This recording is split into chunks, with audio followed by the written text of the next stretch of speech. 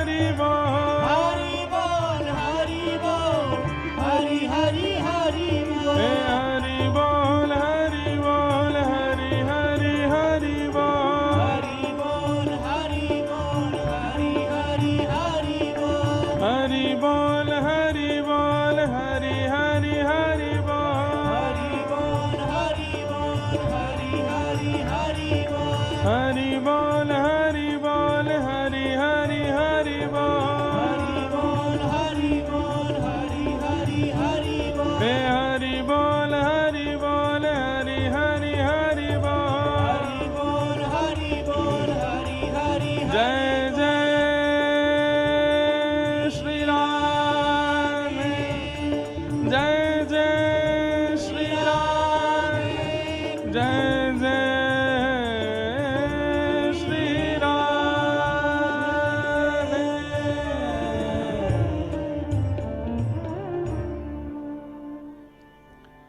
मुकुंद माधव गोविंद बोल केशव माधव हरे हरि बोल केशव माधव हरि हरि बोल वृंदावन बिहारी लाल की श्री राधा रमण लाल की श्री राधा वल्लभ लाल की श्रीमद् भागवत महापुराण की श्री सूत जी महाराज की 88,000 सौनकादि ऋषियों की श्री सुखदेव जी महाराज की श्री परीक्षित जी महाराज की श्री वेदव्यास भगवान की नैमिषारण्य क्षेत्र की गोमती मैया की तीर्थ चक्र की चक्र तीर्थ की अनंत बलवंत श्री हनुमान जी महाराज की खाटू नरेश की सब संतन की सब भक्तन की सब विप्रन की 84 कोस ब्रजमंडल धाम की गिरिराज धरण की श्याम सुंदर श्री यमुने महारानी की जय जय जय श्री राधे नमः पार्वती पतये हर हर महादेव द्वारिकाधीश की जय प्यारे श्री राधा गिरधर लाल की परम मंगल में परात्पर अखिलेश्वर अकारण करुणा वरुणालय भक्त वांछा कल्पतरु तड़िद्वित विनिंदित पीतांबरधारी श्री बालकृष्ण लाल की महती कृपा से उन्हीं के श्री वांग्मय विग्रह श्रीमद् भागवत के परम सानिध्य में हम आप सब लोग बैठे हैं। बारंबार उन्हें प्रणाम। मंच पर विराजमान संत स्वरूप हमारे पूज्य महन जी महाराज, पूज्य नंदू भैया जी और उपस्थित समस्त विप्रवृंद, ब्रह्मचारी वृंद, श्रीमद् भागवत की सेवा में आए हुए समस्त गंधर्वजन और आप सभी श्रोता भाई बंधु मातृशक्ति बालक मित्र सखा एवं समस्त नैमिषारण्य क्षेत्र के वृक्ष वल्लरी यहाँ का कड़कण सबको बारंबार जय श्री कृष्ण, जय सिया राम, जय सिया राम, जय श्रीमन नारायण, जय श्रीमन नारायण, जय जय श्री राधे। जय जय श्री राधे। ठाकुर जी की बड़ी अनुकंपा कि हम आप सब लोग अति गोपनीय तीर्थ नैमिषारण्य में श्रीमद् भागवत की कथा श्रवण करने के लिए एकत्रित हुए हैं। आज कथा थोड़ी विलंब से प्रारंभ हुई क्योंकि प्रथम दिवस है कथा का और आप सब लोग भी कलश यात्रा शोभा यात्रा पूर्ण करके आए, चक्र तीर्थ होते हुए यहाँ पर आए हैं। अब हमारी आगे प्रार्थना है जितने भी सुरक्षा कर्मी लगे हैं पहले तो वे सब लोग अपने जूते बाहर उतार दें और उसके बाद जितने भी श्रोता आवें किसी को भी तेज आवाज में बोल के ना रोकें। ये सब ऋषि ही इनके रूप में आ रहे हैं और श्रोता सब सुनने के लिए आते हैं। कथा इन्हीं के लिए हो रही है, तो ये हमको हर कथा में बोलना पड़ता है। तो क्योंकि सारे तीर्थ कथा में आते हैं, कथा केवल व्यवस्थाओं से नहीं होती है। आप सोचिए, जिस कथा के लिए यत्र यत्र रघुनाथ कीर्तनम तत्र तत्र कृत मस्तकांजलिम वाष्पवारी परिपूर्ण लोचनम मारुतिम नमत राक्षसांतकम। श्री हनुमान जी महाराज के लिए कहा गया, जहां भी राघव जी का, जहां भी माधव जी का कथा कीर्तन होता है, तत्र तत्र कृत मस्तकांजलिम अपना सिर टिकाने के लिए और कथा श्रवण के लिए हनुमान जी निश्चित पहुंचते हैं। चाहे भारत में एक साथ 5000 कथाएं चल रही हों, हनुमान जी पवन के वेग से सारी कथाओं में जाते हैं, सब में पहुंचते हैं। और व्यासपीठ को प्रणाम करते हैं, व्यास गद्दी को प्रणाम करते हैं, समस्त श्रोताओं को प्रणाम करते हैं और थोड़ी देर कथा जरूर श्रवण करते हैं हनुमान जी महाराज। अब सोचो, जहां हनुमान जी स्वयं कथा श्रवण करने के लिए आते हैं और पहचान क्या है कि हनुमान जी बैठे हैं कथा में, तो कहते हैं वाष्पवारी परिपूर्ण लोचनम, नेत्र भीगे होंगे, सकुचाए से कोने में बैठे होंगे, नजर नीची होगी और अति संकोच और अति सबसे दूरी सी बनाए करके बैठे होंगे। समझना वो हनुमान जी हैं, कथा सुन रहे हैं, बिल्कुल एकांत में बैठे होंगे। आपको लगेगा कि ये कौन है, ये तो कोई ऐसी राह चलता व्यक्ति, राहगीर आ गया है, पर वो हनुमान जी हैं। और कथा श्रवण करके चाहे थोड़ी देर बैठे हैं, और मन लग जाता है तो खूब देर बैठते हैं। हनुमान जी का तो खूब मन लगता है, लेकिन हनुमान जी का नियम है, कलयुग में एक ही नियम पालन कर रहे हैं कि जहां कहीं भी कथा होती है हनुमान जी को वहां पहुंचना है। यही नियम है हनुमान जी का। तो ऐसा ये कथा का क्षेत्र है जहां स्वयं हनुमान जी आते हैं, सारे तीर्थ आते हैं, ऋषिजन आते हैं, महर्षि जन आते हैं। हमारे पूज्य नाना जी कहते थे कि कथा में जिनकी कथा सुनाई जा रही है वो भक्त प्रहलाद भी आते हैं, भक्त ध्रुव भी आते हैं, भगवान नृसिंह भी आते हैं, वराह भी आते हैं, कूर्म भी आते हैं, सारे देवता आते हैं। क्यों? सुनने के लिए आते हैं कि ये वक्ता क्या नवीन बोल रहे हैं, ताकि अगला कल्प जब आवे तो हम ये लीला कर सकें। ध्रुव जी महाराज सुनने के लिए आते हैं कि जब अगले कल्प में मैं पुनः ध्रुव बनकर के आऊं तो मैं अपनी भक्ति में ऐसी क्या नवीनता करूं जिससे ठाकुर जी और रीझ जाएं। तो इसलिए कथा जो है वो सामान्य नहीं है, अति पवित्र और अति सुंदर स्थान कथा का होता है। पुनः मेरी प्रार्थना, काले कपड़े वाले जितने भी सुरक्षा कर्मी, उनकी आवाज मंच तक आ रही है, वो धीरे बोलें थोड़ा, और बिल्कुल भी ना आवाज करें, और बिल्कुल शांति से सबको कथा श्रवण करने दें। ये नैमिषारण्य की भूमि है,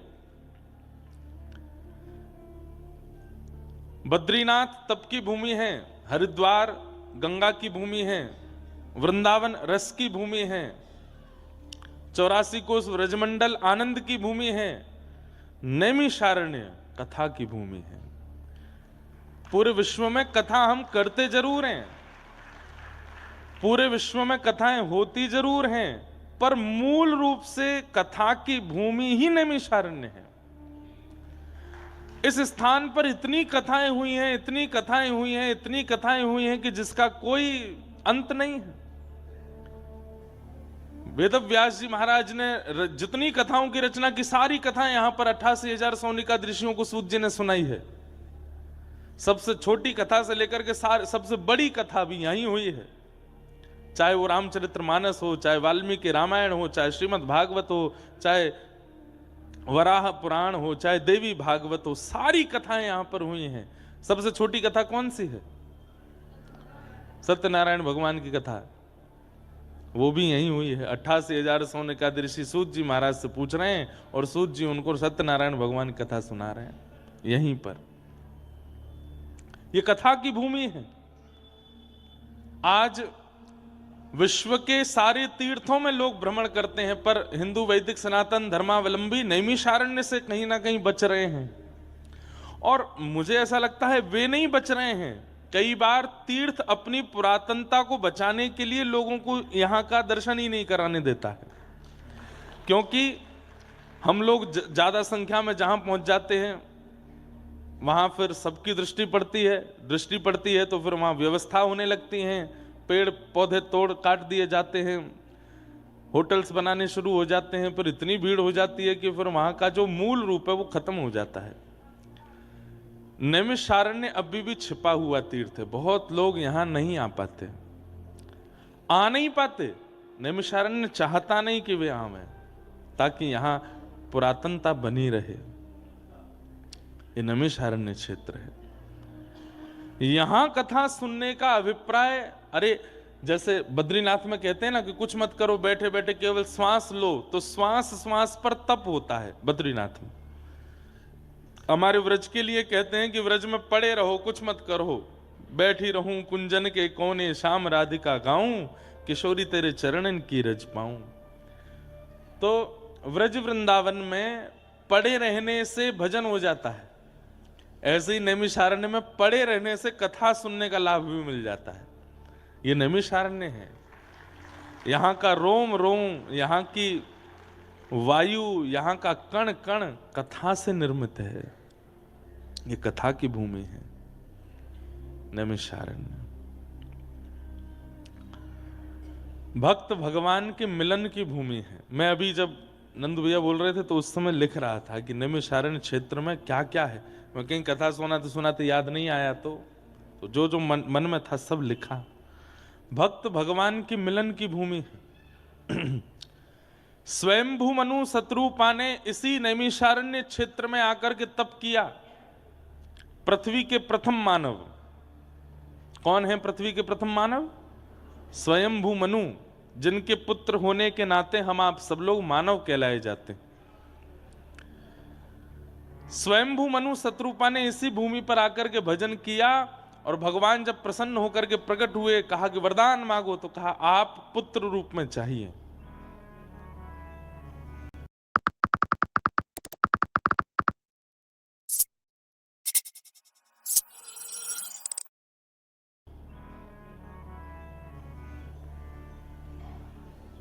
तब स्वयंभू मनु शत्रुपा को ठाकुर जी ने आज्ञा की कि हे स्वयंभू मनु, जब कभी भी आप अयोध्या के राजा बनेंगे तब मैं आपका पुत्र बन करके आऊंगा। अब आप प्रतीक्षा करो कि आप अयोध्या के राजा कब बनेंगे।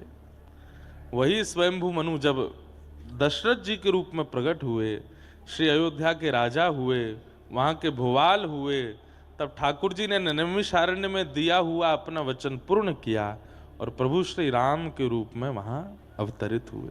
भक्त भगवान के मिलन की भूमि है। यही नैमिषारण्य में भगवान ने पुत्र बन के आने का आश्वासन दिया। तो एक बात ये हो सकती है कि अगर कोई संबंध मानता हो ठाकुर जी से, तो हे मोहे नाते अनेक मानिए जो भावे, जो त्यों तुलसी कृपाल चरण शरण पावे। अगर कोई संबंध मानता है ठाकुर जी से, ठाकुर जी को कोई लाला मानता है, भाई मानता है, ठाकुर जी को गुरु मानता है, ठाकुर जी को पुत्र मानता है, तो ये भूमि है। संबंध आपका जो माना गया है उसको ठाकुर जी के द्वारा प्रदान करने की ये भूमि है। ठाकुर जी यहां पर संबंध स्थापित करते हैं। करना क्या है? बड़े नियम से रहना है नैमिषारण्य में, ऊधम मत मचाना। यहां पे खाओ पियो करो आनंद, पैसा देंगे नंदू भैया, ऐसा नहीं। पैसा देंगे बजरंग दास जी, ना। यहां खाओ पियो आनंद वाला नहीं, यहां तो तप करना है। ज्यादा से ज्यादा देखो 2-4 नियमों का पालन आप कर सकते हो। अन्न व्रत करना बहुत बड़ी बात नहीं है मेरे अनुसार। लोग बाग अन्न व्रत करते हैं, आदमी को आदमी नहीं समझते। कल महाशिवरात्रि थी तो कई लोग जल पर थे, कई लोग दूध पर थे, कई लोग फल पर थे। और बेचारा जिसका व्रत नहीं है उसको ऐसे देखते हैं जैसे कितना बड़ा पापी है। अन्न व्रत अच्छा है, पर अन्न व्रत से भी व्रत वो करो जिसको करने में आपको कठिनाई होती हो। ये अन्न व्रत करना कोई बहुत बड़ी बात नहीं। सुबह से हो गया, हमने तो कुछ खाया नहीं, कथा के बाद कुछ पाएंगे। सुबह 4 बजे तो हम आके लगे हैं, 2:30 बजे आए थे वैसे, पर सोते सोते 4 बजे हमने प्रार्थना की कि भैया हम शोभा यात्रा में नहीं जा पाएंगे। कल के इतने थके हारे, सुबह 6 बजे वृंदावन से निकले। अब 6 बजे निकलने का मतलब 4 बजे उठे, 6 बजे निकले, बागेश्वर धाम में 300 कन्याओं को वहां पहुंचे। वहां से फिर दतिया गए, दतिया में एक नवग्रह मंदिर था, वहां स्थापन में रहे। वहां से विमान वाले ने हमसे कहा था कि हम लखनऊ छोड़ देंगे आपको, पर इतनी रात हो गई कि फिर विमान उड़ा नहीं हमारा। हमने कि अब तो गाड़ी से, अब बताइए दतिया से गाड़ी से आए हम नैमिषारण्य, इतने हालत हमारी खराब।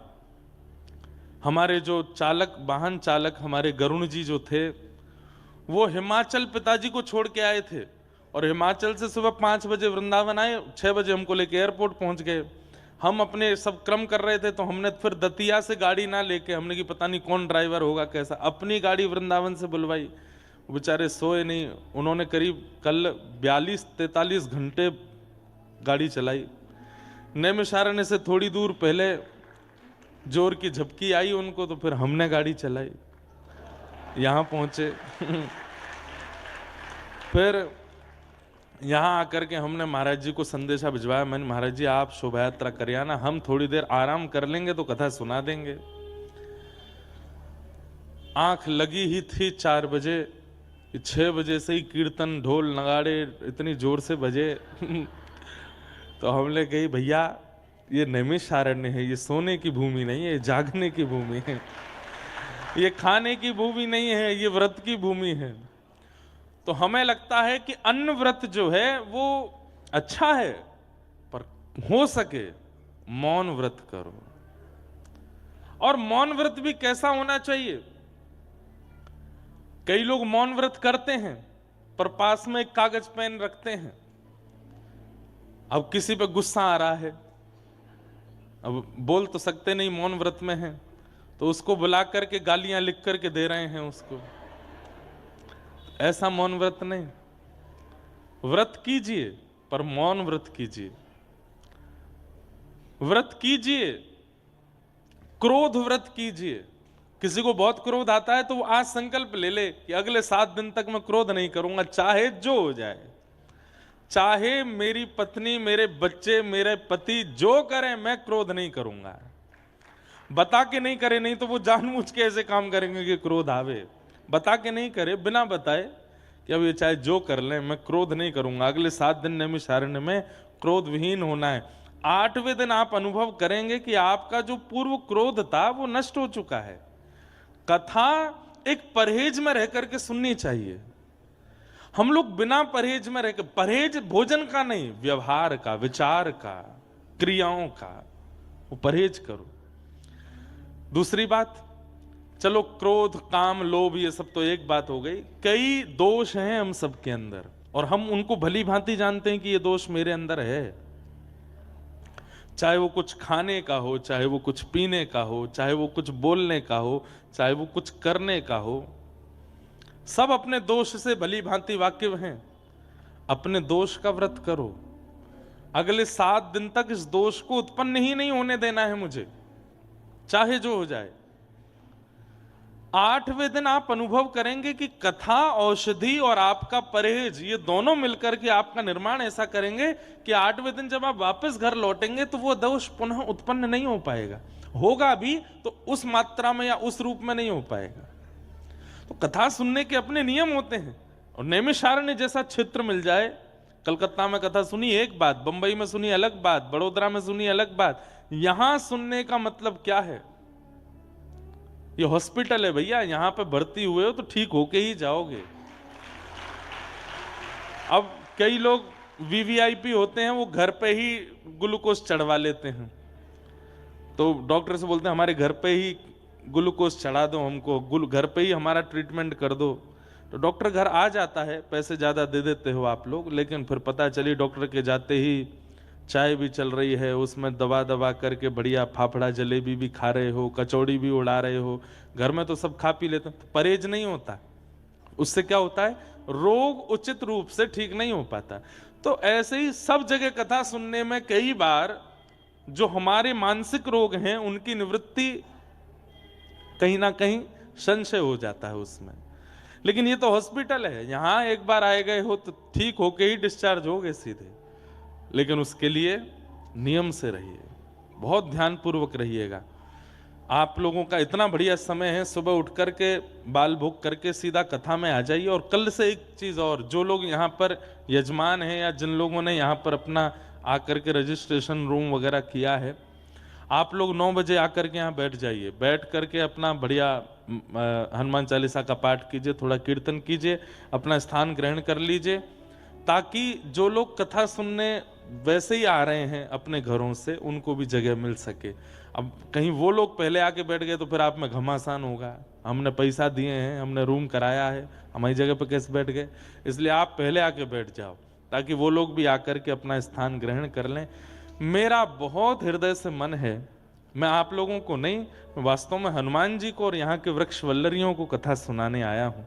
पहली बार नैमिषारण्य आया हूँ, मैं इस अवसर से चूकना नहीं चाहता। सब जगह की कथा का अपना एक रूप होता है, यहाँ मैं मूल कथा ज्यादा कहना चाहता हूँ, श्रीमद् भागवत के मूल विषयों पर ज्यादा मैं प्रकाश डालना चाहता हूँ, क्योंकि ये कथा की भूमि है, यहाँ कथा से मेरी वाणी पवित्र होगी। इसलिए आप सब लोग उसमें सहायक बनिएगा, बहुत नियम से, बड़े प्रेम के साथ, बड़े आनंद से कथा सुनिए। 1 बजे तक कथा सुन के फिर अपना प्रसाद आदि पाइए, गोमती तट जाओ, चक्र तीर्थ जाओ, बढ़िया बैठ करके अपना नाम जप करो, माला करो, जितनी देर सेवा आदि हो सके खूब भ्रमण करो। ये नैमिषारण्य क्षेत्र में आप सब लाभ लीजिए, भक्त भगवान के मिलन की भूमि। इसी नैमिषारण्य क्षेत्र में प्रभु श्री राम ने अब अश्वमेध यज्ञ किया, और उस अश्वमेध यज्ञ में लवकुश ने आकर के अपने पिता को प्राप्त किया।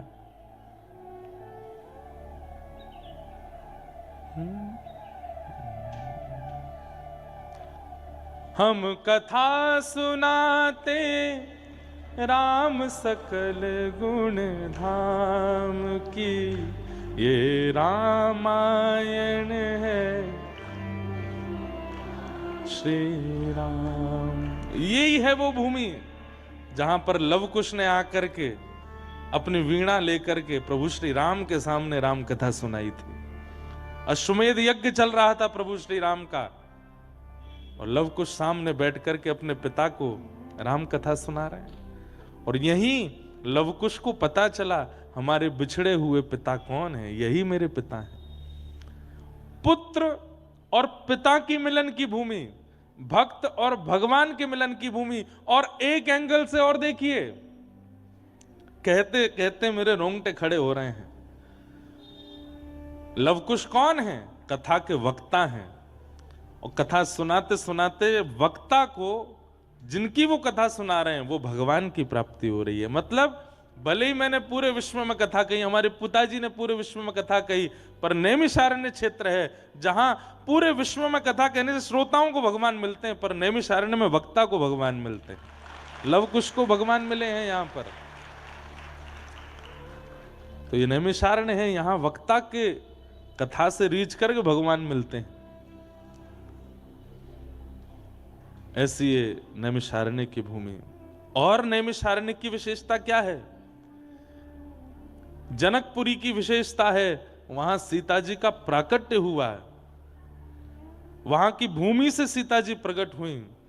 नैमिषारण्य की विशेषता है, यहां सीता जी समाहित हुई, यहीं पर ही पृथ्वी में प्रवेश हुई हैं श्री सिया जी। जब संसार के लोग कुछ तो लोग कहेंगे। ये तो लोगों का काम है कहना। जब हमारी पराम्बा जगदम्बा सीता जी के ऊपर प्रश्न चिन्ह उठा दिया गया, तब सीता जी ने इसी भूमि पर आकर के खड़े होकर के कहा, ये नहीं कहा कि मैं प्रमाणित करूंगी कि मैं पवित्र हूं या कुछ भी, ऐसा प्रमाण देना है कि वह प्रमाणित युगों युगों तक याद रखा जाए और मेरा प्रेम अमर हो जाए।